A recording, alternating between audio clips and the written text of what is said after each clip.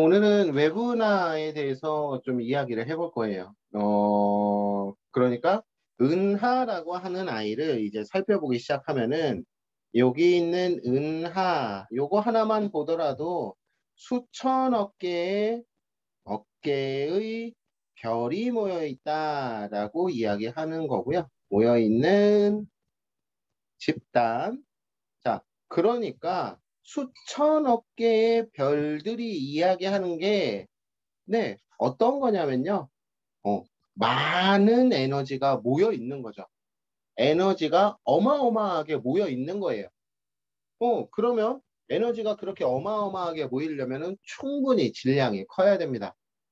그러니까 외부은하라는 것은 이제 별이라고 하는 것들이 이제 모여서 만들어지는 거고, 별이 모여서 은하가 만들어지는 것이다. 그런데 이제 별을 만드는 아이는 네, 성운이라는 거죠. 어마어마한 성운에서부터 별들이 많이 만들어지고, 그렇게 별들이 많이 만들어진 것을 우리는 은하라고 이야기한다. 은하들이 모여서 결국 이게 모이고 모이고 모여서 우주가 되는 거죠. 그래서 우리 은하의 모습을 보고 싶었던 거예요. 허블이라는 사람은 위치가 예를 들어서 뭐 미국 천문학회의 대장, 그 사람의 허락이 없으면은 네, 아무것도 못 봐요. 그리고 그 천문대를 통솔할 수 있는 권한 자체를 전부 다 갖고 있으니까 그 사람이 명령 내리면, 허블이라는 사람이 명령 내리면 밑에 있는 학자들은 막 관측을 해서 갖다 이제 연구를 한 자료를 공유해 줘야 되고 그런 정도의 위치였었어요. 물론 공부를 진짜 잘했겠지. 그러니까 미국 천문학회를 막 흔들 수 있을 정도로 이제 큰 사람이 됐겠죠. 물론 저기에 나와 있는 허블의 외부 은하의 발견, 요거는 우리 은하의 모습이 궁금해서 우리 은하의 모습을 살펴보고자 외부 은하를 먼저 살펴보기 시작하는 거예요. 그러니까 일반적으로 우리 은하가 어떻게 생겼을까라는 것을 이제 궁금해 한 거지. 그래서 그러면 여러분들도 여러분들의 모습을 거울이 없으면 볼 수가 없어요. 네, 그 상황에서 내 얼굴을 어떻게 볼 것이냐? 예, 눈을 떼서 볼 수도 없는 노릇이고 엄청나게 보기가 어렵죠. 그래서 허블이라는 사람이 생각했었던 건 이거예요. 내가 사람이라면 주변에 있는 사람들과 비슷하게 생기지 않았을까? 라고 생각을 하기 시작한 거죠. 그러니까 우리 은하의 모습이 궁금해. 그러면 바깥에 있는 외부 은하들의 모습은 어떨까? 라는 거에 대해서 생각을 하기 시작을 한 거죠. 그래서 이제 외부 은하의 모습을 살펴보기 시작한 겁니다.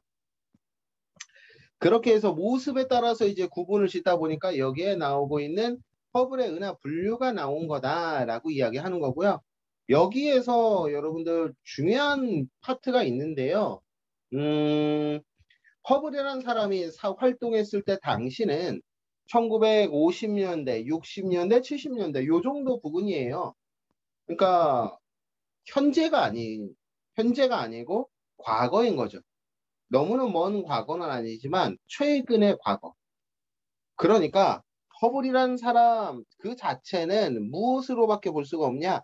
가시광선 영역에서만 음, 에서만 관측했다. 그러니까 망원경 자체가 가시광선을 볼 수밖에 없는, 네, 가시광선밖에 없는 망원경인 거죠. 그러니까 그 이후에 허블이라는 사람이 이후에 뭐 적외선 탐지 망원경 또는 자외선 망원경 또는 지상에서 관측하고 있는 전파 망원경이라는 이제 뭐 특이한 망원경들이 많이 나왔지만, 저 당시에는 가장 최첨단 기술이 가시광선인 거죠. 그러니까 저렇게 눈에 보이는 모습으로밖에 구분을 못하는 겁니다. 허블이 뭐 머리가 딸려서 또는 지위가 약해서 뭐 사람이 없어서 특이은하를 발견 못한 게 아니에요. 그리고 오른쪽 293쪽에 보이시는 여기 특이은하들 같은 경우 있잖아요. 특이은하. 특이은하는 1990년대 이후 발견되기 시작함. 그러니까 그만큼 기술이 발달한 거지. 이 시작함. 예를 들어서 전파 망원경이라든지 뭐 X선 망원경이라든지 그런 망원경들을 허블이 관측을 못한 게 아니라 자체가 없었어. 예를 들어서 20년, 30년, 아유, 20년이 뭐야? 20년? 아, 20년은 있었겠구나. 30년 전에 여러분들이 사용하는 이제 핸드폰이라는 것. 생각도 못 해요. 왜냐하면 그때는 핸드폰이라는 것 자체가 이렇게 발달되지 않았으니까. 우리는 핸드폰을 보면서 뭐 여러 가지 뭐 SNS도 하고 뭐 카메라도 찍고 계산기도 하고 그랬지만 그 당시에는 있었다 하더라도 네, 여러분들 뭐 컴퓨터보다 더 크고 그리고 어딘가로 움직일 만큼 그렇게 가볍지 않고 그랬었단 말이죠. 네, 어쨌든 허블은 모양에 따라서 구분을 하기 시작했습니다. 모양에 따라 구분을 하는데 여기에는 규칙이 있었어요. 어느 정도.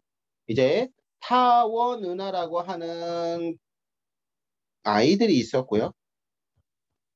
타원은하 그리고 나선은하인데 나선은하의 모습이 핵의 모습에 따라서 정상나선은하, 막대나선은하 이렇게 중심 핵의 모습에 따라서 그렇게 나누긴 했지만 뭐 그냥 요 아이 같은 경우에는 나선은하라고 퉁치는 경우도 많아요.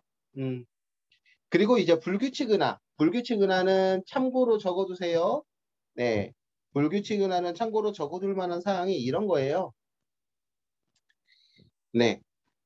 뭐 발달된 지 오래되지 않아서 된 지 오래되지 않아서 네.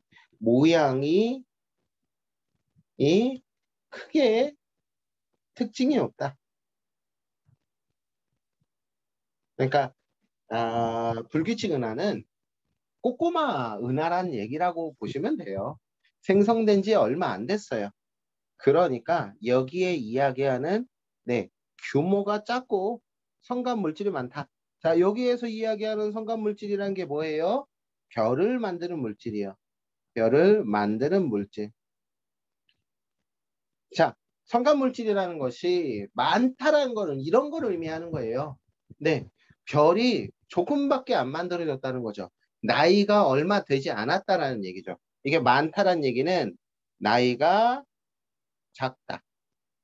뭐 적다, 뭐 적다, 뭐 적다라고 씁시다. 나이가 적다. 또는 발달된 지 오래 안 됐다. 그래서 젊은 별들이 많이 포함되고 있는 거죠. 보통 젊은 별들은 온도라고 따지면 온도는 높습니다. 온도는 높다. 그래서 불규칙 은하 같은 경우에는 주로 이제 긴 파장, 적외선 이상의 파장보다는 네, 짧은 파장, 이제 자외선 쪽 파장, 뭐 X선 쪽 파장 이런 쪽도 나오는 경우가 많아요. 네, 어쨌든 우리 불규칙 은하 같은 경우에는 규모가 작다, 성간 물질이 많다, 나이가 적다, 젊은 별들이 많다, 온도는 높다. 뭐 이렇게 이야기하는 포인트가 있는데요. 근데 이제 사실 구분하기는 쉽지 않아. 여러분들이 모습을 딱 보기에 예를 들어서 지금 여기 그림에 나와 있는 거 나랑 다랑 라랑 뭐 예를 들어 여기 들어서 마랑 여기 중에서 최고 난이도가 마예요. 마. 음. 마 같은 경우에는 네, 타원 은하예요. 근데 저게 어떻게 타원 은하처럼 보이냐고요. 그러니까 얘는 이렇게 확대해야지만 타원 은하의 모습이 어느 정도 보이는 거지. 여러분들 책에 이렇게 조그맣게 나와 있는 정도로는 타원 은하의 모습을 구분하기가 조금 난이도가 있다라고 하는 거. 그러니까 우리가 눈으로 보고서 은하의 모습을 딱 구분하기는 실제로는 좀 난이도가 있는데 전체적인 특징을 봐주시면 돼요. 얘네들이 원 모양이네. 어느 정도 둥그런 모양이네. 좀 찌그러져 있긴 하지만 둥그런 모양이네. 또는 휘어져 있네. 휘어져 있네. 라고 하는 것. 이 모습을 보고 얘는 둥그렇지도 않고 나선 모양도 아니네. 뭔가 얘는 모양이 없어. 라고 얘기하는 거. 라 같은 경우가 이제 불규칙 은하다. 라고 이야기합니다. 다시 앞쪽으로 돌아가서 타원 은하 같은 경우와 나선 은하 같은 경우로 이제 나뉘게 되는데 밑줄 것들만 조금 표시를 해볼게요. 타원 은하 같은 경우에는 네, 나이가 많아. 나이가 많아. 자, 그래서 온도가 낮아. 그리고 붉은색을 띈다. 라고 하는 거. 요거 기억해 주시면 되고. 이 타원 은하의 타원을 뜻하는 그 알파벳이 라지 2예요. 2. 저 아이는 뭐 지구 기후 변화에서도 이제 20률과 관련된 용어 중에 하나입니다.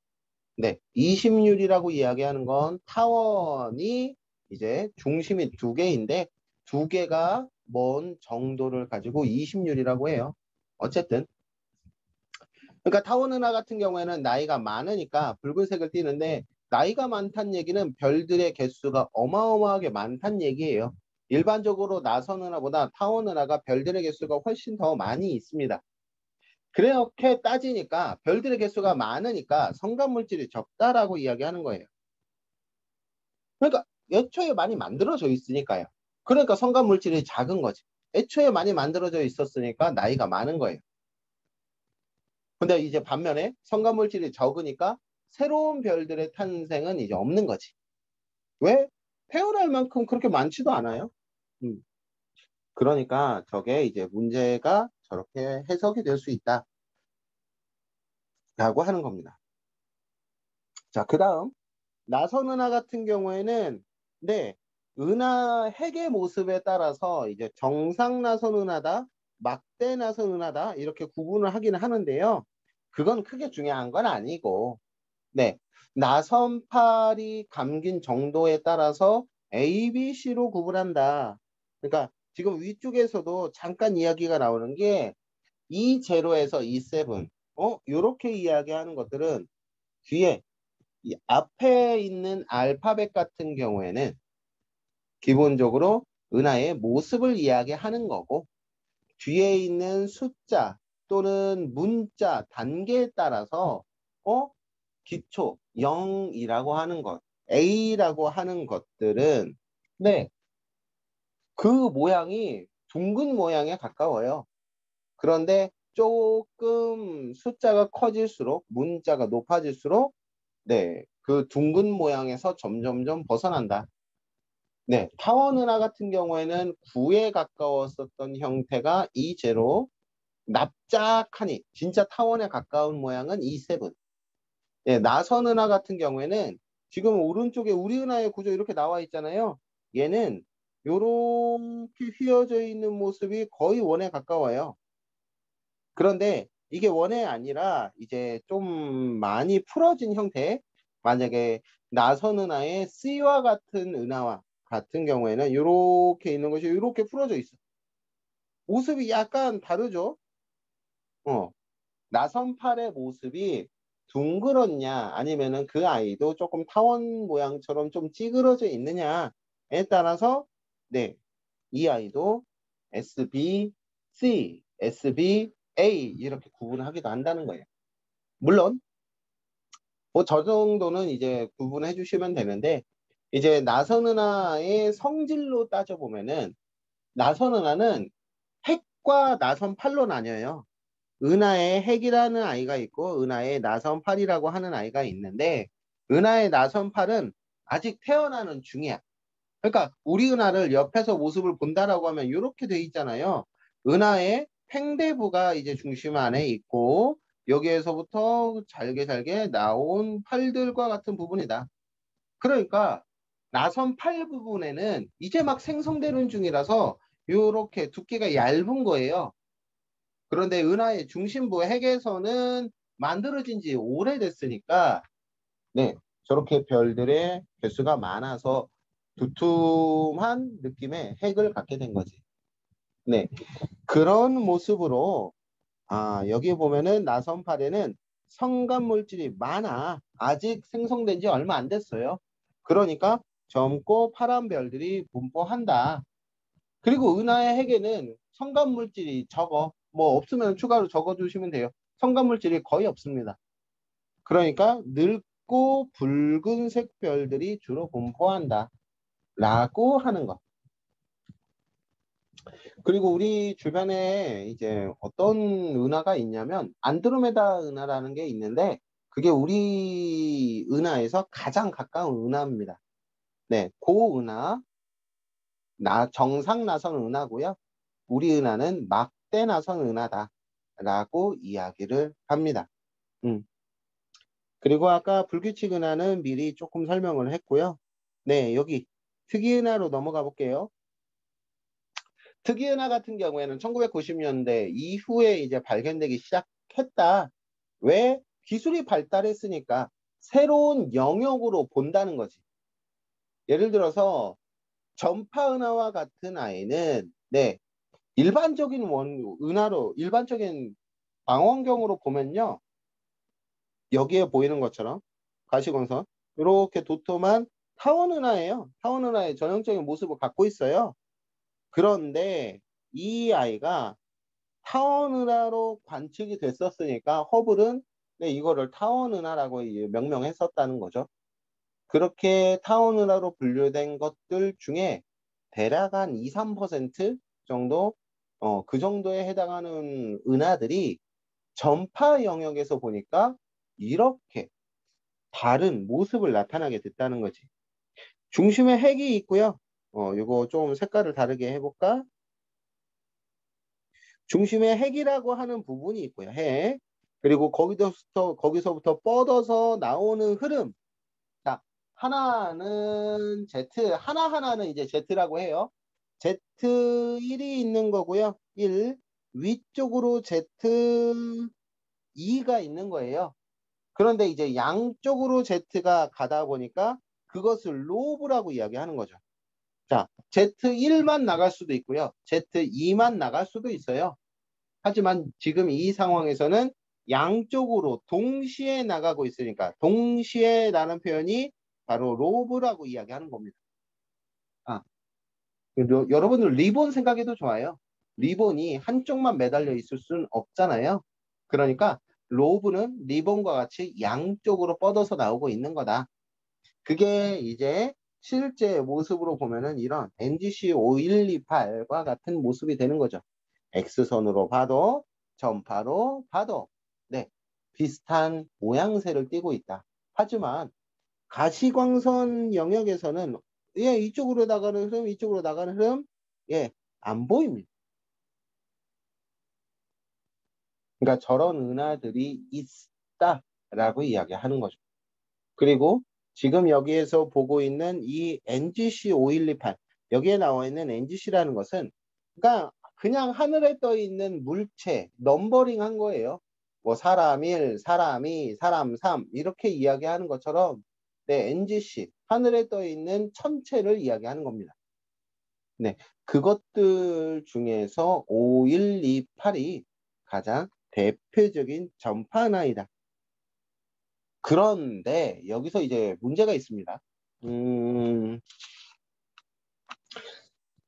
저렇게 Z가 뿜어서 나온다라는 것은 어마어마한 에너지가 뿜어져 나오고 있는 것이다 라고 이야기를 하는 거예요. 어마어마한 중심부에서 폭발하는 에너지, 은하 중심부가 폭발적인 에너지 생성을 하고 있다라고 하는 것. 얘도 약간 그 은하의 중심부에 블랙홀과 관련된 물질이 있는 거 아닌가라고 과학자들이 많이 추정을 하고 있어요.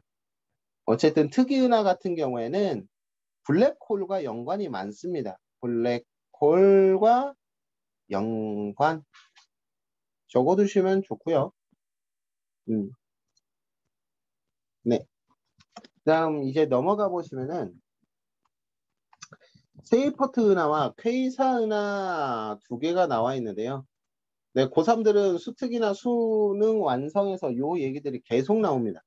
각종 모의고사나 뭐 여러 가지 문제들에서도 정말 많이 나오는 건데, 네, 세이포트 은하 먼저 할게요. 세이포트 은하라고 이야기하는 것은, 네, 그냥 우선 얘 보기에는, 일부 보기에는, 네, 타원 은하가 아니라 요 은하는 나선 은하로 보입니다. 여기에 요 모습만 보면은 중심부가 이렇게 빛나고 있네. 이거 타원 은하 아니야? 근데 바깥에 이렇게 뻗어서 나가고 있는 흐름 같은 것들이 보이죠. 여러분들 이 나가고 있는 나선 팔과 같은 모양이 잘 발달되지 않았다라고 해서 나선 은하가 아닌 것이 아니라, 나선 은하는 정확하게는 중심부에서 큰 핵이 존재하고 바깥 부분은 이제 별들이 조금 분포하는 것을 뭐 보통 나선형이라고도 이야기합니다. 그리고 여기 그림에서 자세히 보다 보면은 요렇게 움직이고 있는 모습들이 보이고 있는 걸, 여러분들 시력이 좋으신 분들은 이 모습을 잘 봅니다. 어쨌든 요 세이포트 은하 같은 경우에는 네, 중심부 여기 안쪽에 너무나 밝은 아이가 있죠. 네, 이 중심부가 너무나 밝은 것을 바탕으로 저거 왜 이렇게 밝지? 저기를 이제 관측하기 시작한 거예요. 그래서 저기를 관측하니까 스펙트럼 상에 매우 넓은 방출선이 보인다. 넓다라고 이야기하는 것은, 네, 지금 여기 3번에 보시다시피 은하 내의 가스 구름들, 그러니까 성운과 같은 것들이 매우 빠른 속도로 움직이고 있다는 걸 의미한다. 그러니까 거기에서부터 방출되는 빛이 많은 거죠. 그리고 그 가스 구름들이 어딘가로 막 바쁘게 가고 있어요. 무엇에 이끌려서 가고 있는 겁니다. 네, 여기에 추가 설명 적어두시면은 매우 빠르게 움직인다. 네, 중력에 끌리고 있다.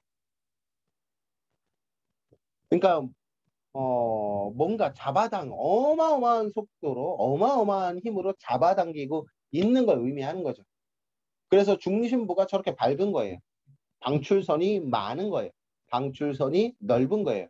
지금 이야기하는 이야기들은 다 똑같은 이야기입니다. 밝다, 방출선이 넓다, 방출선이 많다, 에너지가 크다. 네. 엄청난 블랙홀이 중심에 있기 때문에 그와 같은 중심부로 쏠리는 별들의 모습이 보이고 있다. 그 중심부로 쏠리는 은하의 가스 구름들이 막 뭉치고 있다. 라고 합니다. 세이포트 은하는 딴 거 없어요. 네. 나선 은하인데 그 중에 몇 개에 해당하는 은하들이 내 중심부로 빨리 수축하고 있다. 모이고 있다. 그래서 중심부가 어마어마하게 밝게 보인다라고 이야기합니다. 네. 자, 그 다음 퀘이사. 퀘이사는 진짜 별표지. 얘는 빨간색으로 할래. 퀘이사는 정말 중요해요. 요 아이 같은 경우에는 지금 오른쪽에 보세요. 여기. 지금 여기에 보이는 것처럼 점처럼 보여요. 별처럼 보여요. 네. 문제 내시는 분 중에 유식한 표현 좋아하시는 분들은 이렇게 표현하죠. 점상으로 보인다. 점상으로 보인다. 그러니까 점처럼 보인다고요. 이게 하나의 큰 점처럼 보인다고요. 그런데 이 아이는 일반 은하의 수백 배 정도의 에너지를 방출한다. 네. 밝다란 얘기입니다. 그러니까 문제가 저런 표현으로 나와. 수백 배 정도로 에너지를 막 방출하고 있다. 그냥 한마디로 밝다는 얘기예요. 또는 이제 조금 더 표현을 바꿔보면, 네, 방출선이 넓다. 뭐 저런 표현. 그러니까 매우 멀리 있어서 점처럼 보이는데 실제로는 정말 정말 정말 밝은 아니라는 거죠.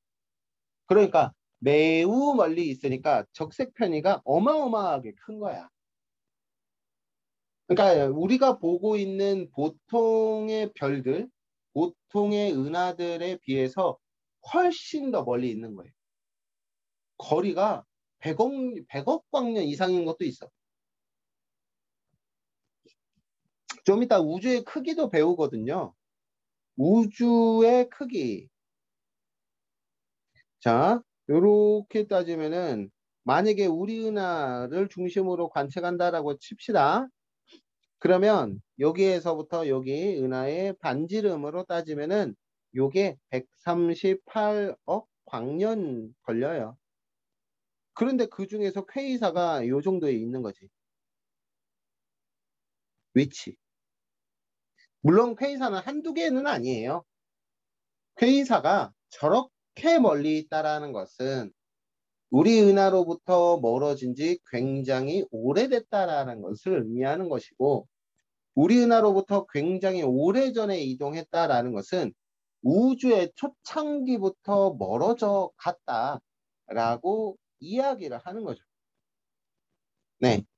그래서 이 아이는, 퀘이사 같은 경우는 저렇게 멀리 있다는 것은 옛날부터 태어났다는 것을 의미하는데, 지금도 굉장히 모든 파장에서 다양한 에너지를 방출하는 거야. 자, 여기에서 모든 파장 영역에서라고 이야기하면은 늙은 별도 있고, 별 플러스 젊은 별 모두 있다는 거예요. 그러니까 옛날부터 별들이 생겨서 이동하고 있는 아이도 있지만 지금 막 이동하고 있는 아이들도 있다. 그만큼 퀘이사는 질량이 어마어마한 아이로부터 출발이 되었다라는 것을 이야기하는 거고요. 어마어마한 질량으로부터 출발을 했다라는 것은 위에 있는 거랑 거의 비슷합니다. 네, 퀘이사의 중심에 질량이 매우 큰 거대 블랙홀이 있을 것이라고 추정된다라고 얘기하는 거. 비슷하죠? 거의 대부분 비슷합니다. 별거 없어요.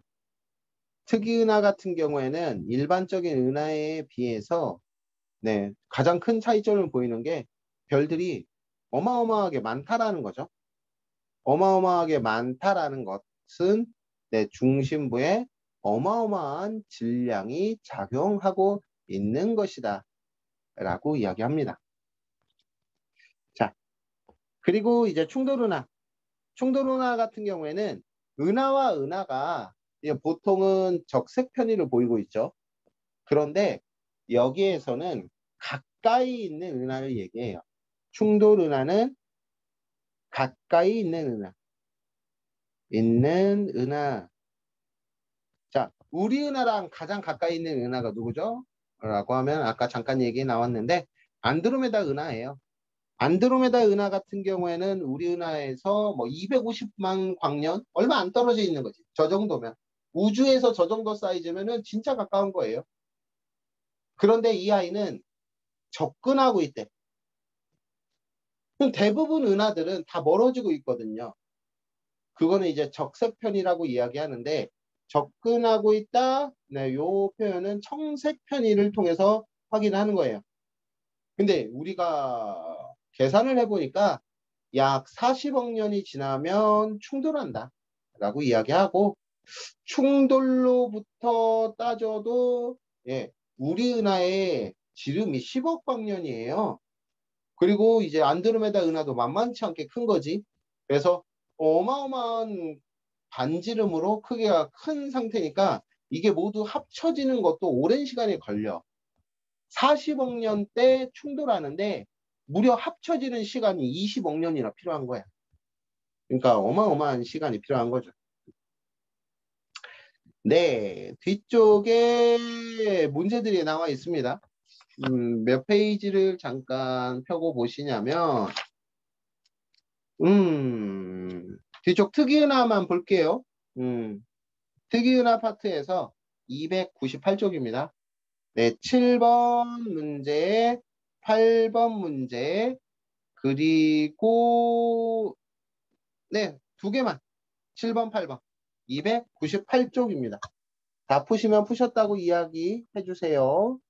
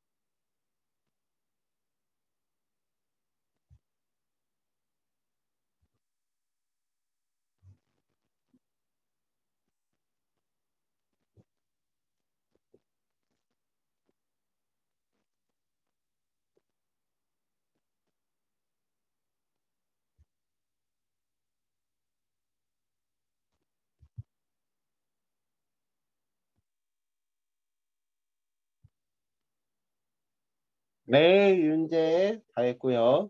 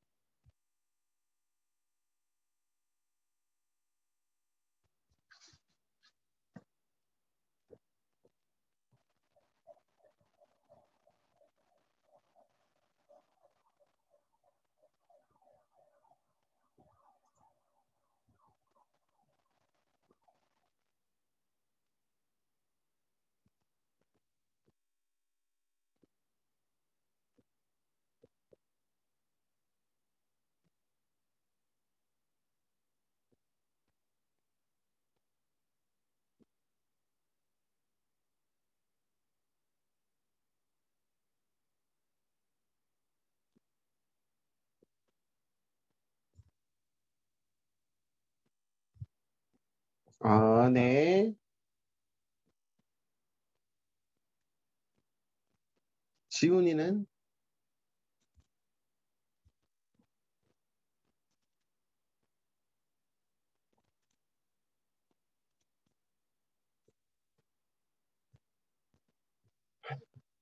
너 손드는 거니? 그렇게. 뭐, 어쨌든. 자, 7번. 세이퍼트 은하와 전파 은하이다. 자, 가에 보시면은 중심부가 굉장히 밝은 아이가 있어요.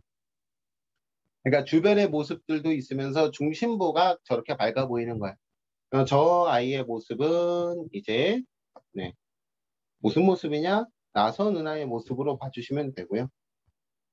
이렇게 이제 나선 팔들이 있는 거고 오른쪽에 이제 나는 전파 은하의 모습이에요. 예, 가시광선으로 봤을 때 전파 은하의 모습이다라고 이야기하는 거. 일반적으로는 타원 은하의 모습이죠. 그런데 저 전파 은하의 중심 핵에서는 어마어마한 전파가 방출되고 있다. 어마어마한 양의 X선이 방출되고 있다라고 이야기합니다. 자, 허블이 살았을 때 당시에 관측했던 기록에 따르면 네, 가는 나선 은하예요. 네, 그거는 변함없어요. 왜냐? 그 당시에는 가시광선으로밖에 못 보니까요. 저 안에 뭐 은하의 구름들이 막 움직이고 있다. 뭐 이런 것들이 관측은 안 되죠. 자, 니은 나의 은하 핵에는 강한 전파가 방출되고 있다. 나의 은하, 네, 나선 은하의 핵 부분에서는 전파가 어마어마한 양으로 방출되고 있죠. 네, 니은 맞아요. 그리고 이 둘 모두 특이은하에 해당한다. 네, 맞습니다. 그래서 기억, 니은, 디귿. 정답은 5번이 답이고요. 자, 8번 보시게 되면 8번 풀으라고 이거 풀으라고 한 건데 자, 퀘이사입니다. 퀘이사. 퀘이사라고 이야기하는 아이는 점처럼 보이지만 이거가 수천억 개의 별이 모여 있는 은하예요. 수천억 개의 별들이 모여 있습니다. 그래서 퀘이사 같은 경우에는 네, 다양한 빛의 영역에서 어마어마한 넓이의 그 빛을 방출하는 거예요. 여기에서 잠깐 보신다고 하더라도 여기에서 파장이 나노미터 기준인데, 네, 400나노미터에서 네, 700나노미터 요 정도까지가 가시광선이라고 이야기하고 하는 거거든요. 가시광선에서 모든 파장대에 다 빛이 있어. 빛 자체가 네, 많다라는 거예요. 별 자체가 많다라는 거예요. 그러니까 기억해 보시면은 가에서 퀘이사는 별처럼 보인다? 네, 점으로 보이죠. 맞아요. 나에서 퀘이사의 스펙트럼은 적색 편의로 보이고 있다. 자, 그 적색 편의가 뭐냐면 잘 보세요. 여기에 비교 수소 선 스펙트럼이라고 나와 있는데 자, H 감마선, H 베타선, H 알파선 어디까지 움직였나 보세요. H 감마선은 여기까지 움직였고요. H 베타선은 여기까지 움직였고요. H 알파선은 여기까지 움직였습니다. 네. 그러니까 저게 우선 움직인 정도는 우선 몰라고 지금은 고려 안 해도 되는데 네. 파장이 변했죠. 원래 수소선 스펙트럼은 H 감마선, H 베타선, H 베타선 보세요. 480에서 빛나고 있어야 되는데 위쪽에 H 베타선은 어디에서 빛나고 있어요? 560선에서 빛나고 있어요. 저게 원래 잘못됐다라는 거죠. 별들이 자기 빛대로 빛나고 있는 것이 아니라 더 긴 파장 쪽에서 빛나는 것처럼 보이는 거야. 저 퀘이사의 근처에 있으면 저렇게 이상한 파장대로 움직이지 않은 것처럼 보입니다. 원래 파장대로 보여요. 우리가 정말로 멀리 있는데 이 아이가 멀어지는 것처럼 보이니까 저 아이들은 적색 편이 파장이 길어지는 것처럼 보인다라고 이야기하는 겁니다. 근데 왜 파장이 길어져요? 라고 이야기하시면 이런 문제를 이야기해 볼 수가 있겠죠. 네, 여기에 벽이 있다라고 이야기하면은 벽에서부터 물건을 네, 통통통 튕겨보는 거예요. 자, 이 벽이 멀어지는 상황을 가정해봐요. 아, 벽이 멀어지는 게 아니라 공이 멀어지는 거. 그러면 공이 멀어지면은 그 매달고 있었던 줄이 이렇게 크게 파장을 움직이고 있는 것처럼 보이면서 저렇게 크게 늘어지면서 우리가 알고 있는 파장이라는 것은 마루와 마루 또는 골과 골 사이의 거리를 이야기하는데 네, 지금 이 아이는 파장이 굉장히 길어졌죠. 음, 골짜기와 골짜기, 마루와 마루의 거리가 상당히 멀어진 겁니다. 길어진 거예요. 멀어지면 보통 파장은 길어져요. 음, 그래서 우리 주변에 있는 별들 같은 경우에는 보통 원래 파장대로 이제 빛나고 있는 것처럼 보이지만 굉장히 멀리 있는 아이들 같은 경우에는 파장이 주로 이제 길게 늘어져서 온다라고 이야기합니다. 어쨌든 간 좀 빨리 이제 그 다음으로 넘어가 보면은 네, 빅뱅 우주론입니다. 방금 이야기한 거. 그게 이제 적색편이라는 거죠. 적색편이라고 이야기하는 거 조금 더 그림을 한 번 더 그린다라고 하면은 스타트 기준점이 있는 거예요.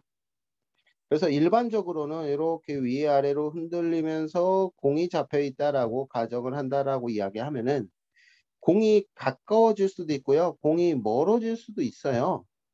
그 공이 가까워진다라고 얘기하면은 이렇게 짧은 지역을 많이 움직이게 되고요. 많이 파동을 그리게 되고요. 네, 멀리 움직였다라고 가정을 하면은 네, 파장이 굉장히 길어지는 것처럼 느껴지죠. 그래서 파장대별로 에너지가 다른 거예요. 가까워지는 아이들 같은 경우에는 굉장히 파장이 짧아져요. 일반적으로 네, 이 정도 거리에 있는 아이가 네, 멀어지면 이렇게 파장이 길어진다. 네, 일반적인 색깔보다 파장이 더 길어진다. 우리가 바라보는 색깔에서는 네, 빨간색 계통이 색깔이 가장 강하거든요. 가장 네, 파장이 길거든요. 그래서 긴 파장 쪽을 가리킨다. 별이 적색이 되는 경우가 많다라고 이야기합니다. 그래서 원래 위치보다 파장이 긴 붉은색 쪽으로 흡수선들이 움직입니다. 자, 근데 이제 이게 문제가 있어요. 이 그림을 자세히 보다 보면은 이런 문제가 발생이 돼요. 자, 요거 한번 볼까요? 500 기준선이 있어요. 600 기준선이 있어요. 잘 보셔야 돼요. 요 정도 멀어졌어요. 그리고 지금 여기에 있는 아이는 요 정도 멀어졌어요. 500 나노미터, 원래 정지하고 있는 상태에서는 500 나노미터의 흡수선이 나타났었던 게 포테 속도가 커지면 커질수록 점점점 적색 쪽으로 이동을 했거든요. 근데 이제 문제는 이런 거예요. 포테 속도가 작을 때는 그렇게 큰 차이가 안 나는 것처럼 보이는데, 자, 포테 속도가 길어지니까, 포테 속도가 빨라지니까 이 파장의 변화도 커지게 되는 겁니다. 그것이 여기에 나오고 있는 것 중에 하나예요. 네, 고3들은 요 식을 반드시 기억을 해둬야 되죠. 네, 6월 평가, 9월 평가에 정말 종종 나오는 아이 중에 하나입니다. 그러니까 이게 뭐냐면 파장이 변하는 정도가 네, 있다라는 거죠. 파장이 변하는 비율이 있다라는 거예요. 그런데 그 파장의 변화 같은 경우에는 네, 속도에 비례한다는 거지. 속도가 멀리 있는 아이들은 속도가 빠르거든요. 그렇게 빨리빨리 멀어지면 멀어질수록 파장의 변화도 커지는 거지. 네. 그러니까 뭐 정리를 뭐 문장으로 정리해 두는 사람은 이렇게 정리가 돼요. 네. 후퇴 속도가 빨라지면 적색 편의량이 커진다. 적색 편의량이 커진다. 수식으로 이야기하는 거 좋아하시는 분들은 이렇게 표현하면 되죠. 적색 편의량이라고 이야기하는 것이 람다, 원래 파장이 델타 람다. 자, 델타 람다라는 것은 물론 코로나는 아니죠. 뭐 델타 람다 뭐 이렇게 코로나는 아닌데 어쨌든 파장분의 파장 변화 요거 자체가 적색 편의량을 이야기하는 거예요. 그러니까 이 아이가 뭐에 비례하냐? 속도 V에 비례한다는 거지. 그것이 나온 식이 요 식이에요. 람다분의 델타 람다가 V에 비례한다. 하지만 기준이 되는 선이 C니까 네, C에 해당하는 것들은 네, V로 보인다라고 이야기하는 거지. 자, 문제는 쏘리. 문제는 이런 거예요. 자, 파장에 따라서 여기에 추가로 더 적어두시면은 파장이 길수록 자, 델타 람다 이게 파장 변화거든요. 가 커진다.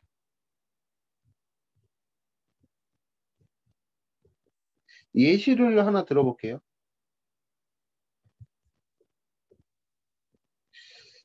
자, 적색 편의량이 이렇게 실제 문제에 나옵니다. 적색 편의량이 0.1이면 자, 0.1인 경우에요. 적색 편의량이 0.1. 그러면 람다분의 델타 람다라는 것이 0.1이란 얘기야. 지구학에서 거의 수식 안 나오는 거 아시잖아요. 예전에 광도 한 번, 그리고 지금 적색 편의량 한 번, 뭐 요 정도 얘기하는 건데, 네, 많이 안 나옵니다. 네, 근데 지금 몰려서 한 2개 정도 더 나올 예정이긴 해요. 어쨌든. 자, 람다분의 델타 람다라는 것이 있는데, 자, 여기에서 이야기하는 람다가 여기에서 또 얘기를 들어가면 람다가 400 나노미터이면 0.1, 델타 람다가 0.1이라고 하면은 델타 람다는 40 나노미터이다. 그러니까 40만큼 증가한다라는 거지. 이렇게 되는 결과가 네, 나중 람다는 440 나노미터이다. 근데 예를 들어서 람다가 500 나노미터이면 0.1이라고 하는 수치는 똑같아. 그러니까 별에서는 빛이 나오게 되는데요. 그게 400 나노미터의 빛도 있지만 500 나노미터의 빛도 있기는 하거든요. 근데 같은 별에서 나오는 건 똑같아. 그러니까 같은 별에서 나오는 건 똑같으니까 이동하는 속력은 비슷해. 그게 적색 편이량이라는 거 이야기하는 거잖아요. 적색 편이량 왼쪽에도 보이고 있죠? 속력에 비례하다.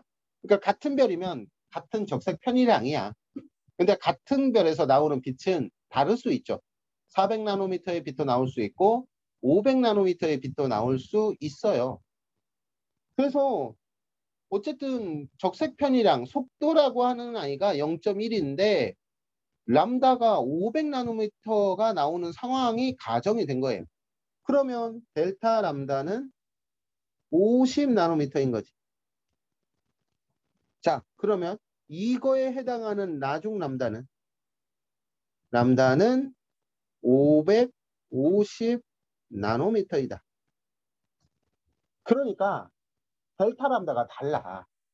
파장이 길면 델타 람다가 커져. 지금 위에서 이야기한 그림이 조금 표현이 나오고 있는 거예요. 여기 밑에 그림 보세요. 이 길이랑 여기에 나오고 있는 700 나노미터 근처의 길이랑 다르다라는 거지. 그러니까 똑같은 은하인데 파장이 커지면 델타 람다가 커져요. 자, 여기서 이야기하는 거 또 하나 이야기해 볼게요. 자, 예시 마지막 하나 둡니다. 람다분의 델타 람다가 1이라면 이게 무슨 얘기냐면은 적색 편이랑이라고 하는 아이는 1보다 보통 작거든요. 델타 람다가 원래 람다보다 커지는 순간이 있다. 뭐 이렇게 가정을 해봅시다. 1이라면 네, 이 아이는 우주의 끝이에요. 우리가 볼 수 있는 우주의 우주의 끝이다. 자, 요 얘기들이 가끔 나오는데 람다분의 델타 람다가 1이라면은 네, 그냥 이렇게 되는 거예요. V는 C 위에 왜냐면 람다분의 델타 람다 요렇게 나오는 게 위에 C가 아니에요? 똑같잖아요.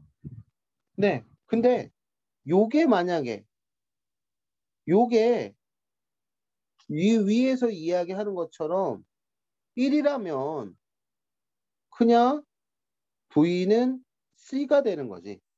광속으로 멀어지고 있는 네, 별이에요. 그러면 그 상태에서 따져봅시다. 지구가 있다라고 가정을 하고요.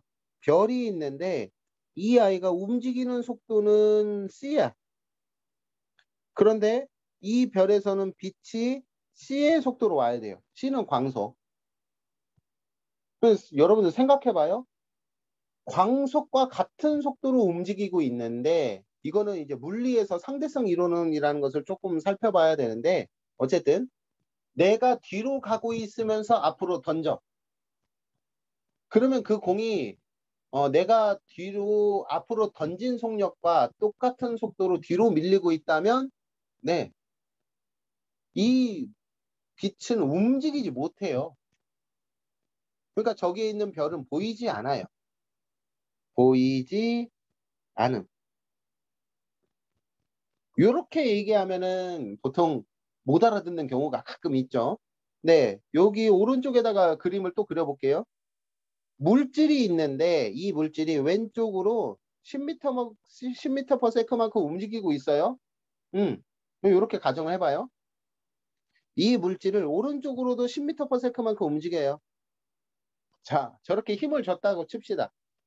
왼쪽으로도 10m/s, 오른쪽으로도 10m/s만큼 움직이게 세팅을 했다고 칩시다.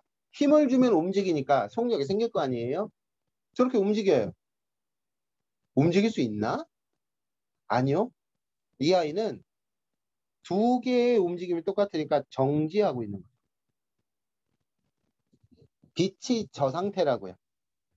빛이 네, 뒤로 가는 속도 c예요. 광속 c. 앞으로 가는 속도 광속 c예요. 그러니까 이 물질 같은 경우, 빛과 같은 경우는 그 자리에 계속 머물러 있게 되는 거고 우리한테는 전혀 보이지 않게 되는 거죠. 보이지 않아 그게 우주의 끝인 거지. 그러니까 사실 우리가 볼 수 있는 우주의 끝은 정해져 있어요. 광속으로 멀어지고 있는 별이 보이는 곳까지. 그러니까 여러분들이 보는 우주가 전체가 아니에요. 우리가 볼 수 있는 우주는 끝이 있지만 실제로 우주가 끝이 있나? 그거는 알 수 없습니다. 우선 적색편이 하나만 이야기했어요. 그 다음에 이제 이런 얘기들 하는 거지. 허블이란 사람이 이제 굉장히 유명한 이유는 이런 것까지 은하의 후퇴 속도라는 것을 이제 은하 전문이었으니까 은하의 후퇴 속도를 이제 발견하고 이제 이야기하기 시작했는데 은하의 후퇴 속도는 거리에 비례한다. 그러니까 점점 멀어진다는 거죠. 거리가 멀수록 더 빨리 멀어져. 그러니까 네, R이 커지면 V가 커져요. 저걸 관계식으로 정리한 겁니다. 네, 근데 이제 이거는 아직도 왈가왈부가 많긴 해요. 뭘 정해야 되네, 말아야 되네, 뭐 이런 얘기들이 있는데, 왜 왈가왈부가 많냐면, 여기서 요렇게 지나고 있는 아이들도 있고, 요렇게 지나고 있는 아이들도 있어요. 그러니까, 허블 법칙의 이제 상수 H라는 것이 이 정도 범위 안에 있는 은하의 평균이라는 거지. 사실 평균이라는 말이 굉장히 뭐 편안함을 주긴 하지만 그런 단어이긴 하지만 평균이란 말은 이제 각종 변차들을 무시하는 성격이라고 보셔도 괜찮거든요. 그러니까 후퇴 속도가 거리에 비해서 일반적으로 거리에 비해서 후퇴 속도가 빠른 아이가 있고 느린 아이가 있어요. 그냥 후퇴라는 말 빼볼까? 거리에 따라서 속도가 빠른 아이가 있고 느린 아이가 있어. 그럼 만약에 여기 요 아이는 후퇴 속도가 느리다는 거예요. 후퇴 속도 느림. 여기 있는 아이들은 후퇴 속도 빠르다는 얘기예요. 그러면 우리랑 무슨 연관이 있냐면 우주라고 하는 아이가 어느 일정한 크기가 있다라고 했지. 어느 일정한 크기. 우주의 크기. 그러면 처음 스타트하는 곳에서부터 시작점에서부터 이렇게 늘어나는 거잖아. 자, 저렇게 늘어갈 때 후퇴 속도가 느린 아이들 같은 경우에는 시간이 오래 걸리는 거야. 이게 뭐냐면 일정 거리가 있어. 근데 속도가 느려요. 일정 거리까지 도달하는 데 걸리는 시간이 느리게 되겠죠. 그래서 지금 시간이 오래 걸린다라고 이야기하는 거예요. 여기는 후퇴 속도가 빨라요. 네, 시간이 짧게 걸리는 거지. 자, 요 시간이 오래 걸린다는 얘기가 사실 다르게 해석하면은 우주의 나이가 많다. 이걸 이야기하는 겁니다. 네. 자, 이제 왼쪽에 볼게요. 여기에 있는 허블 상수 H라고 이야기하는 아이는 네, R분의 V입니다. R분의 V 어떤 느낌이냐면 네, 여기 오른쪽에 이 그림이 1차 함수와 비슷한 아이라고 이야기하면은 1차 함수의 가로분의 세로 이것이 기울기가 되는 거죠. 네, 기울기가 빠른 아이는 후퇴 속도 h가 크다. 기울기가 작은 아이는 네, 후퇴 속도가 느리다. 뭐 이렇게도 이야기할 수 있고. 그래서 이런 말이 나오는 거예요. 기울기가 클수록 허블 상수가 크다. 일반적으로 허블 상수는 약 68km/메가파섹. 네, 지금 이거는 여러분들이 보고 계신 평균입니다. 평균에 비례해서 빠른 아이도 있고 자연상에 분명히 존재합니다. 평균 속도보다 느린 속도도 있다라고 하는 것. 네, 오른쪽에 보시면 각종 실험들에 대해서 좀 나와 있고요. 뒤쪽에 보시면 302페이지에 우주의 팽창에 대해서 나와 있어요. 네, 여기에 나와 있는 우주의 팽창이라고 하는 것은 뭐 딴 건 몰라도 돼. 그러니까 이거는 알아야 되는 게 뭐냐. 네, 두 개 정도는 알아야 되는데요. 우주는 한 점에 있었을 때는 초고온 초밀도 상태의 한 점이었었고요. 현재 팽창하니까 저온 저밀도 상태가 되었다라고 하는 거 알아두시면 되고, 네, 두 번째, 지금 여기 나와 있는 우주의 팽창이라고 하는 그 말 자체. 우주의 팽창은 은하 스스로 움직이는 것이 아니다. 시 아니라 공간 자체의 팽창이다. 그러니까 우주의 이동, 은하의 이동이라는 표현을 쓴 게 아니에요. 그러니까 저걸 꼭 은하들이 움직였다라고 오해하시는 분들이 가끔 계신데 이거는 은하가 어떠한 힘을 소비하면서 움직이는 것이 아니라고요. 그냥 풍선에 뭐 예를 들어서 스티커를 붙여두고 이거 훅훅 불면은 풍선 자체가 이제 커지잖아요. 지금 여기도 굉장히 작았던 크기가 커지고 있잖아요. 그러니까 풍선 위에 붙였던 스티커가 멀어지듯이 이렇게 거리가 멀어지듯이 얘네들의 거리가 벌어지는 거예요. 은하가 이동한 게 아니라고요. 자, 그렇게 해서 우주가 팽창을 합니다. 그런 팽창의 크기는 허블 상수에 비례해요. 네, 그래서 우주의 나이 또는 우주의 크기라고 하는 아이는 허블 상수에 따라서 반비례합니다. 허블 상수와 반비례한다.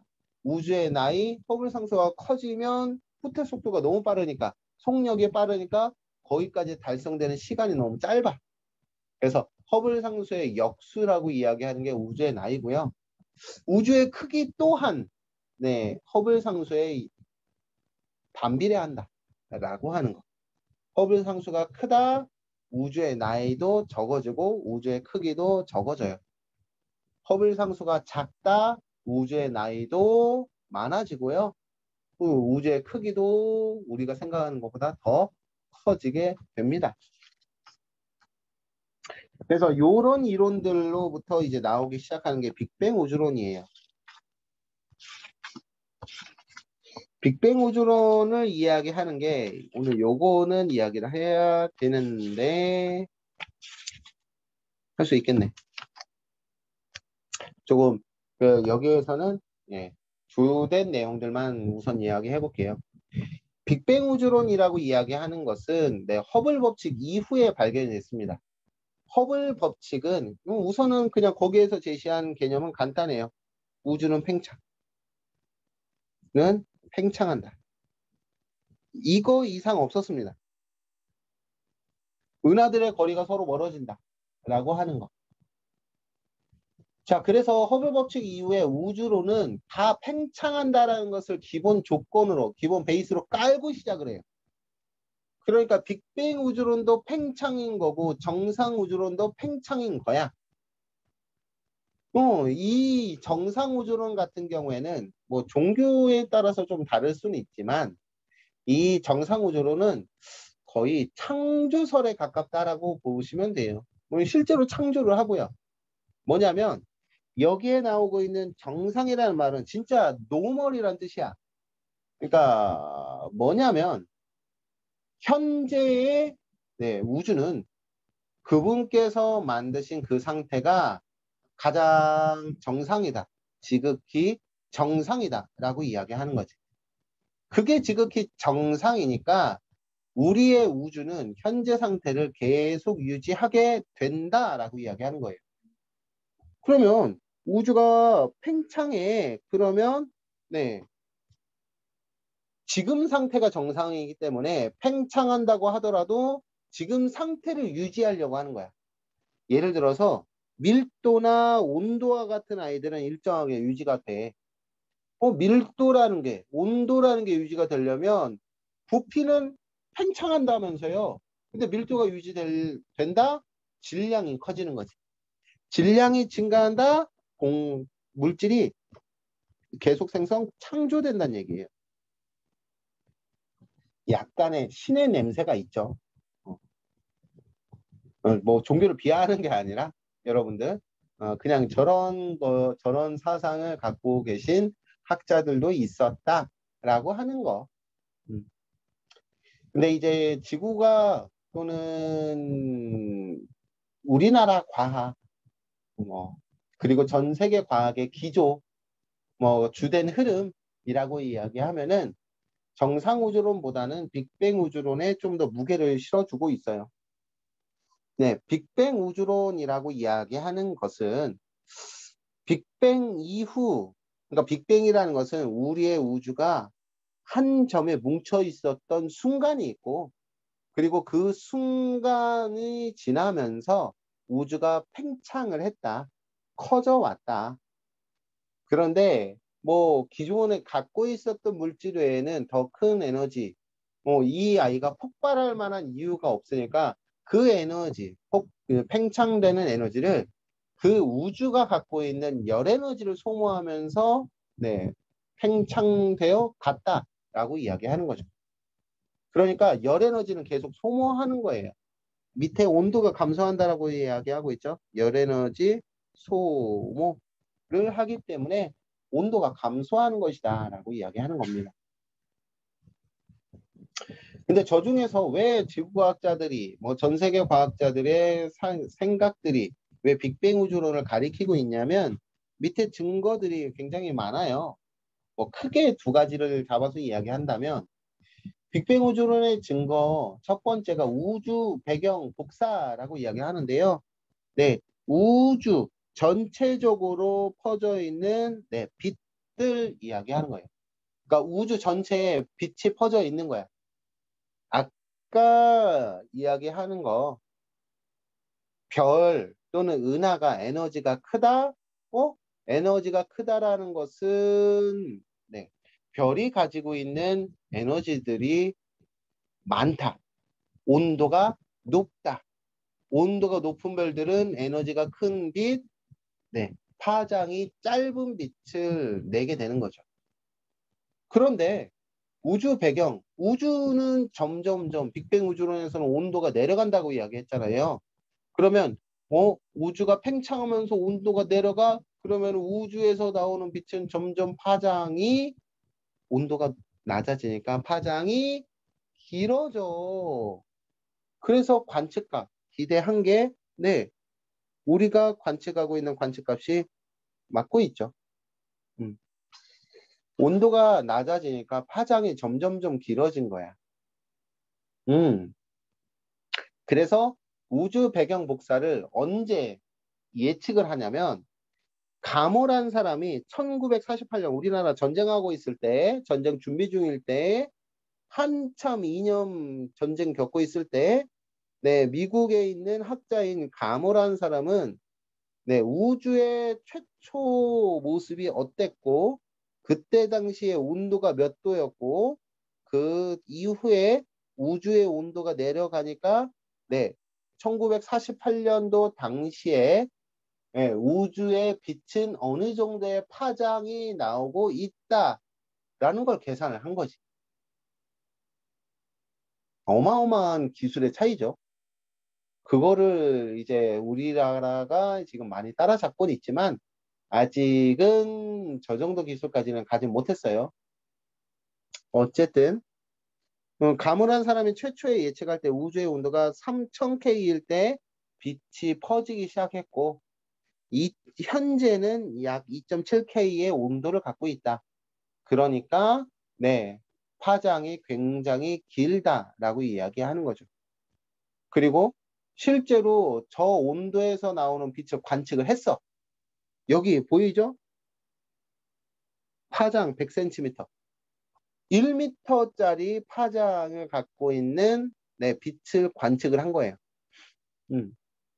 저게 이제 우주 전체적으로 빛이 있는 것을 이야기하는 거. 우주 배경 복사입니다. 그리고 그것을 갖가지 망원경, 우주 망원경들을 통해서 더욱더 정밀하게 관측을 하는 거야. 자, 위쪽, 아까 왼쪽에 펜지어스랑 윌슨이라는 사람이 관측을 한 거 이후에도 계속 네, 위성을 보냅니다. 코비, 위성, WMAP, 위성, 블랑크, 위성 이런 아이들을 보내는데 네, 여기서 오른쪽으로 가면 갈수록 어떤 게 느껴지시냐라고 하면은 네, 해상도가 증가하고 있죠. 해상도, 어이고, 쏘리, 해상도 증가. 물론 기술이 발전하니까 물론 해상도가 증가하는 건데 이걸 통해서 우리가 알 수 있었던 게 있는 거야.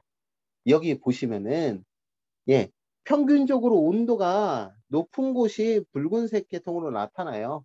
이곳에 어떤 특징이 있었냐? 물질이 많아요. 많다. 물질이 많다라고 이야기하는 것은 네, 온도가 높았어요. 온도가 높은 곳, 물질이 많은 곳, 그곳에서는 별이 태어날 수 있어요. 사람이 사람 외계인들이 있을 수 있죠. 그래서 저쪽을 중점적으로 관측하는 중입니다. 그리고 이제 뒤에 나오는 우주에 존재하고 있는 수소와 헬륨의 질량비. 저것도 1948년에 계산이 완료된 거야. 네. 미국에 있는 가문한 사람, 미국에 있었던 1948년 원자폭탄도 만들고 별거 다 만들었었잖아요. 굉장히 기술이 발전되어 있었습니다. 그래서 저 때 계산을 할 때 수소, 우주 초창기 때 어느 정도의 양이 있었냐? 수소 대 헬륨의 질량비가 약 3대 1이라고 이야기하는 것까지 계산을 끝냈었던 겁니다. 그리고 실제로 그 계산이 네, 별에서 나오는 선 스펙트럼 분석 결과 네, 우주에 존재하고 있는 수소와 헬륨의 질량비가 약 3대 1인 것을 관측할 수 있었어요. 자, 크게 두 가지. 우주 배경 복사 그리고 수소랑 헬륨이랑 약 3대 1의 질량비로 존재하고 있는 것 이거 두 가지로 네, 그냥 끝났어요. 빅뱅 우주론이 맞아. 근데 이 빅뱅 우주론은 한계점이 존재해요. 그게 뭐냐면 뒤쪽에 307페이지 보세요. 그러니까 빅뱅 우주론이라는 것은 이런 거예요. 빅뱅 우주론은 크게 압축해서 보면은 한 점에서부터 출발해서 점점 커지는 거야. 요 상태예요. 한 점에서 퍼져서 팽창해서 네, 구와 같은 우주가 되는 거예요. 근데 이 2번 먼저 볼게요. 우주의 편평성이라고 이야기하는 건 뭐냐면 우리 우주는 편평해. 그러니까 마치 뭐랑 비슷한 거냐면은 여러분들 주변에 책이 있을 거예요. 책. 우리의 우주는 우리가 관측한 결과에 따르면 동그랗지 않아요. 전혀 동그랗지 않아. 주변에 있는 책처럼 납작해요. 평평해. 책받치처럼 납작해. 그렇게 우주 공간이 있는 거예요. 저거는 반박할 여지는 없어요. 왜? 그렇게 관측이 됐으니까요. 그런데 이 위에 보세요. 빅뱅 우주론이라고 이야기하는 것은 요거잖아. 한 점에서부터 팽창을 할 때 사방팔방으로 팽창하고 있기 때문에 동그란 구와 같다고요. 절대 이렇게 평평한 우주가 만들어질 수 없어. 네. 근데 이건 이렇게 해석이 되는 거예요. 다른 사람의 해석인데 구스란 사람이 이렇게 얘기를 하는 거야. 우주가 어느 순간 급격하게 팽창을 한다. 자, 그때 급격하게 팽창되는 경우에는 한쪽 방향으로밖에 늘어날 수가 없다. 한쪽 방향으로 늘어난다라는 것 때문에 그 순간 때문에 그 이후에 우주가 전체적으로 팽창되어 왔어도 그 급격하게 팽창된 순간 때문에 우주 전체의 모양은 평평한 모양이라는 것, 그 자체밖에 안 되는 거지. 여기서도 보드로 설명을 하고 있죠. 풍선을 진짜 크게 불면 표면은 네, 휘어져 있는 것이 아니라 평평하죠. 그런 것처럼 우리가 살고 있는 우주는 굉장히 큰 풍선과 같은 모양일 수 있어요. 그렇게 큰 풍선 같은 경우에는 네, 우리 그 풍선의 표면이 평평한 느낌이 들죠. 예, 탁구공은 휜 느낌이 들잖아요. 이렇게 휘어 있는 느낌이 들잖아요. 그런데 정말로 큰 풍선, 에드벌룬이라고 생각해봐. 그러면 거의 평면에 가깝겠지. 네, 그거 얘기하는 게 우주의 편평성 문제입니다. 그리고 두 번째, 여기 세 번째 보이면은 자기 홀극이라는 것이 있는데요. 자기 홀극이라는 것은 사실 간단하게 네, 자석의 극이 하나 있는 자석을 얘기하는 거예요. 자석은 우리가 초등학교 때부터 배울 때 이렇게 배워요. 막대 자석 N극, S극이 있어요. 잘라? 그러면은 또 N극, S극이 생겨요. 또 잘라? N극, S극이 생겨요. 또 잘라? N극, S극이 생겨요. 우리 지구에 있는 물질들, 우리 주변에 있는 물질들, 우리 태양계, 은하에 있는 물질들은 대부분 자기 쌍극입니다. 그런데 이제 그 가모란 사람이 이야기할 때 이런 얘기를 해요. 자기 홀극이라는 것이 빅뱅 초기에는 어마어마하게 많았다. 왜냐? 성질을 다 갖추지 못했기 때문에 N극이면 N극, S극이면 S극 하나만 갖는 거예요. 근데 지금은 자기 홀극이 발견 안 돼. 왜? 왜 안 될까? 우주의 크기는 처음엔 작았다라는 거지. 더 작았다는 얘기예요. 자, 지금 여기에서 이렇게 보세요. 여기에 우주의 크기가 점점 팽창되고 있는 거. 점점 팽창되고 있는 거. 이게 허블 팽창입니다. 허블 팽창. 그런데 우주는 저런 허블 팽창이 아니라 네, 급팽창을 하고 있다. 더 빨리 팽창하고 있다. 팽창되는 속도가 어느 순간에는 훨씬 더 빨랐다라는 것을 이야기하는 거지. 이게 급팽창을 이야기하는 거예요. 그러니까 우리 우주에는 옛날에 지구 초기에 그러니까 지구 초기래. 그 우주 초기에는 자기 홀극이라는 물질들이 몰려 있었는데 이제 퍼진 거지. 그러니까 우리가 주변에서 찾기가 어려운 것이다 라고 얘기하는 것이 이제 구스의 설명입니다. 자, 첫 번째로 가보시면은 이제 요게 가장 주된 내용인데요. 우주의 지평선 문제라는 것이 있어요. 자, 요거는 요 그림을 자세하게 보셔야 돼요. 자, 보면 여기 조금 더 작게 지금 그림에서 네, 뭐 사람이 살고 있는 우리 은하가 있어요. 우리 은하. 그리고 A에서부터 빛이 오고 B에서부터 빛이 옵니다. 뭐 A 부근에 우주가 있고 B 부근에 우주가 있다라고 가정해 보셔도 충분해요. 근데 이제 문제는 있잖아. A가 B가 보일까? A라는 위치에서 B는 절대 안 보여요. 자, 요렇게 따지는 거예요. A에서는 A의 우주가 있는 거야, 따로. 그 안에 우리 은하계가 있는 거고, B라고 하는 곳에는 B라고 하는 우주가 따로 있어요. B가 보는 우주가. 이게 A의 우주인 거고, 여기 오른쪽에 게 이제 B의 우주인 거야. 예, 각자의 위치에서 우주를 바라본다니까요. 그러면 A는 B를 죽었다 깨나도 볼 수 없어. 그리고 B는 B라는 곳에서는 A라는 곳을 죽었다 깨나도 볼 수가 없어요. 이게 죽었다 깨나도 볼 수 없다라는 건 이런 얘기야. 그 물질은 섞인 적도 없다. 만나지도 않았다. 라고 이야기하는데, 네. 자, 여기는 이제 두 개의 점으로만 표시해 놨어요. 자, 여기에서도 오는 빛, 여기에서도 오는 빛, 여기에서 오는 빛, 여기에서 오는 빛, 여기에서 오는 빛, 다 똑같아. 그러니까 어느 지점에서 우주의 어느 방향에서 오는 우주 배경 복사가 다 똑같은 상황을 갖고 있는 거야. 저거는 똑같을 수가 없어요.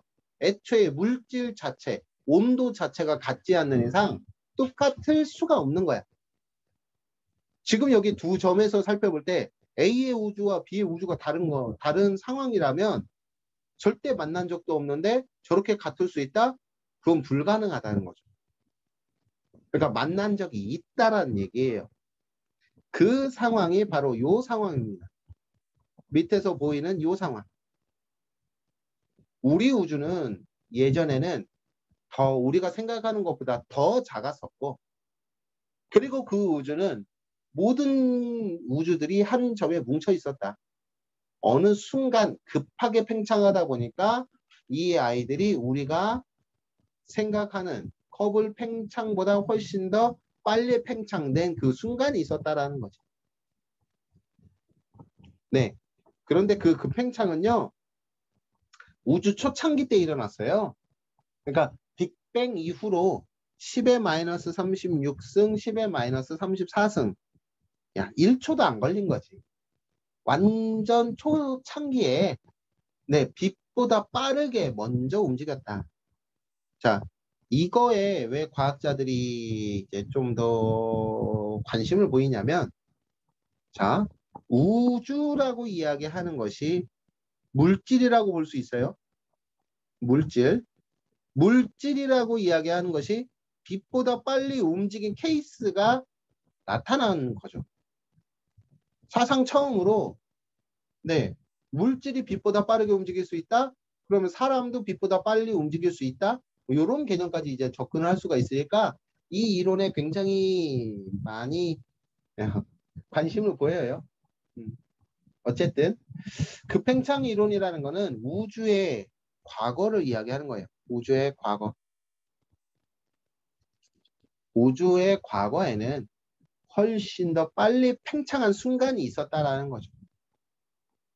우주의 크기는 우리가 생각하는 것보다 훨씬 더 작았었지만 우주 초창기 때 진짜 일반적인 허블 팽창보다 훨씬 더 빨리 팽창한 순간이 있었고 그런 급팽창을 통해서 허블 우주론이 그러니까 허블 우주론이 아니라 빅뱅 우주론이죠. 빅뱅 우주론이 갖고 있는 문제점 3개가 극복이 됐다라는 거죠. 그리고 이제 뒤쪽에 나오는 거 마지막 가속 팽창 우주라고 이야기하는 것은 우주를 구성하고 있는 물질이 있는데 그 물질이 우리가 바라보는 것보다 훨씬 더, 네, 더 어둡게 보였다? 적색 편의가 얘가 더 크게 나타났다. 더 어둡게 보인다는 얘기는 더 멀리서 있다라는 것을 이야기하는 거예요. 저 IA형 초신성이라고 하는 아이가 있는데 쟤는 일정한 밝기를 나타내거든요. 일정한 밝기를 나타내는 별인데 그냥 그 별의 종류가 있다라고 보시면 돼요. IA형 초거성이 IA형 초신성이 된 겁니다. 1A형이죠. 어쨌든 자, 그 아이가 실제로 더 어둡게 보이는가? 더 적색편이가 크게 보이는 거. 우리가 생각한 것보다 이 별들이 훨씬 더 빠른 속도로 멀어지고 있는 것이 나타나고 있는 거예요. 정리하자면, 네, 현재는, 네, 여기 그래프에서 다 표현을 할 수가 있어요. 현재는 허블 팽창이야. 아이고, 쏘리. 현재는 허블 팽창이라고 얘기하는데, 과거에 훨씬 더 빨랐대. 그리고 현재도 훨씬 더 빠르대. 일반적인 허블 팽창보다요. 이 과거에 팽창이 일어났었던 것이 급발진과 비슷한 급팽창이에요. 그리고 요즘 팽창이 점점점 빨라지고 있어 가속 팽창입니다. 이로 인해서 나타나는 문제들이 뒤쪽에 많이 열거가 되고 있습니다. 네, 현재 가장 유력한 모델은 요 모델이에요. 허블 팽창이라고 하는 아이는 네, 뭐랑 연관이 되어 있다? 빅뱅 우주론. 쏘리. 빅뱅 우주론부터 시작해서 빅뱅 우주론이 전체적인 기조를 이루고 있지만 처음에 급팽창한 거, 나중에 가속 팽창하는 거 이런 이 모델까지 덧붙여지면서 현재의 우주 모델과 가장 유사한 형태를 띠게 되었다라고 이야기를 합니다. 네, 이렇게 해서 우주의 과거에서부터 우주의 미래, 은하들의 모습에서부터 허블의 법칙까지 오늘 살펴봤습니다. 네, 뒤쪽에 있는 내용들 차근차근 풀어보시면서 궁금증 생기시면은 카톡으로 연결해 주셔도 좋을 것 같아요. 네, 여러분들은 뭐 학교에 있어도 뭐 학교 밖에 있어도 공부는 하니까요. 궁금하신 부분은 카톡으로 문자 보내주시면 좋겠습니다. 네, 오늘 여기까지 할게요. 네, 나머지 문제들 살펴보세요. 수고하셨습니다. 네.